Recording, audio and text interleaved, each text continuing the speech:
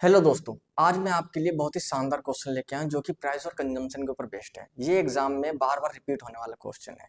इसके लिए मैं आपके लिए इतनी शानदार ट्रिक लेके आया हूं कि मात्र 5 सेकंड के अंदर इसको आप सोल्व कर दोगे।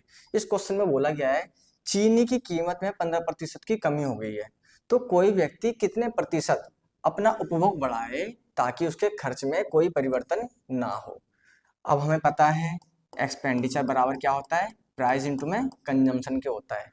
इसने क्या बोला है, कीमत में 15% की कमी हो गई है।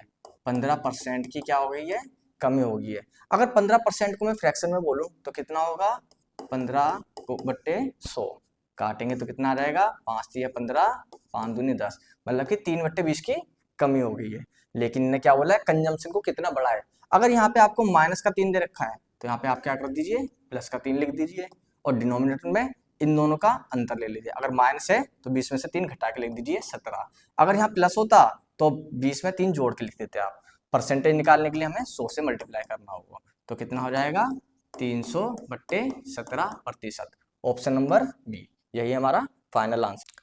उसी ट्रिक के ऊपर अब हम यहाँ दूसरा क्वेश्चन देखें। इस क्वेश्चन में बोला है यदि आलू का मूल्य 10% से बढ़ जाता है तो एक उपयोगकर्ता को अपनी आलू की खपत में कितने प्रतिशत की कटौती करनी होगी ताकि आलू का खर्च अपरिवर्तित रहे। हमें क्या पता है, एक्सपेंडिचर बराबर किसके होता है, प्राइस इंटू में कंजम्पशन के होता है।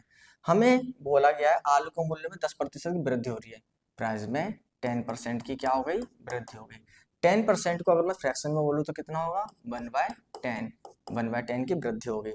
तो कंजम्पशन में हमें 1 की कमी करनी पड़ेगी, लेकिन डिनोमिनेटर में क्या आएगा, 10 और 1 11। हमें क्या पता है 1/11 क्या होता है, 1/11 होता है 9.09%, अप्रोक्स में 9.1%। यही इसका फाइनल आंसर होगा। ऐसा ही एक क्वेश्चन मैं आपको करने के लिए दे रहा हूँ, आप कमेंट में बताइए उसका आंसर क्या होगा।